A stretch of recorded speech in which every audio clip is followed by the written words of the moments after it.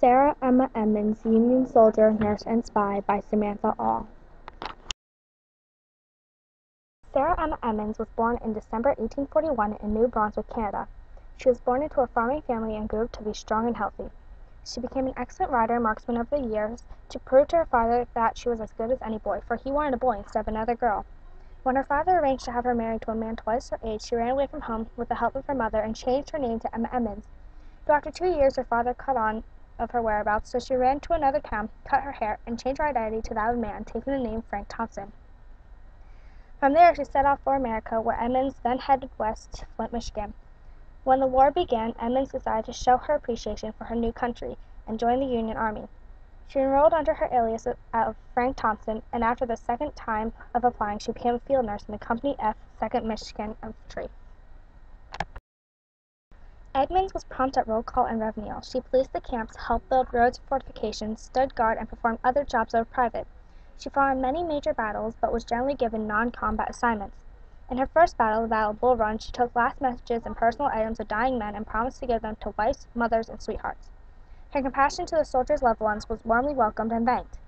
During the Battle of Williamsburg, she fired with her comrades and acted as a stretcher-bearer, carrying the wounded from the battlefield for hours in the pouring rain. It was during this time that she found she had a talent for nursing and had the special ability to calm delirious patients. Though after a dear friend died, she showed dissatisfaction for nursing. When the opportunity to be a Union spy opened up, Edmonds volunteered. She learned all she could on weapons, tactics, local geography, and military personalities. On her first mission, she dressed as a black man using silver nitrate to darken her skin. She wore men's clothing as well as a black minstrel wig and called herself Cuff. Edmonds entered the Confederate camp as a slave and began working on the ramparts. After one day of hard work, she switches with a fellow slave and begins work in the kitchen. There, she learns about the morale of the troops, the size of the army, and the weapons and gun placements. When she returned to the Union camp, she informed McClellan and went back to working as a male nurse. Later, on her second mission, she dresses as a fat Irish peddler woman named Bridget O'Shea. She earns access to the Confederate camp by selling her wares and collecting information. On her way back to the Union camp, she was shot in the arm but managed to stay on her horse and pass on the information she gained.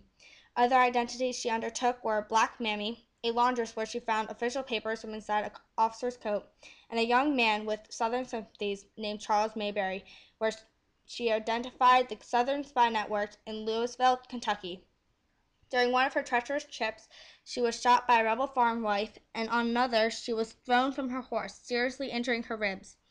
Though she got wounded during both exploits, she did not seek medical help, for she would be caught if she did.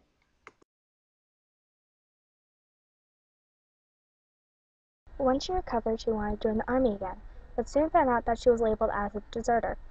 With the last of her money, she went to Washington and became a nurse, this time as a woman, until the end of the war. After one of her spy adventures, she returned to the job as a male nurse and caught malaria. Since she did not want to be caught, she left the army and sought medical help in Illinois. She wrote and published her memoirs, Nurse and Spy in the Union Army, and donated the profits to various soldier aid groups. Her book sold 175,000 copies, bringing fame to her and her works in the Army.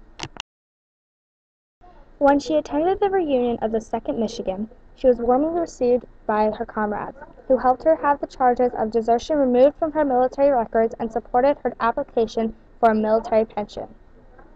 8 years later, she earned an honorable discharge from the Army, plus a bonus and a veteran's pension of $12 a month. Afterwards, in 1897, Edmonds was admitted into the Grand Army of the Republic as the only woman member. A year later, on September 5, 1898, Edmonds died at her home in La Porte, Texas. In 1901, she was reburied with military honors at Washington Cemetery in Houston.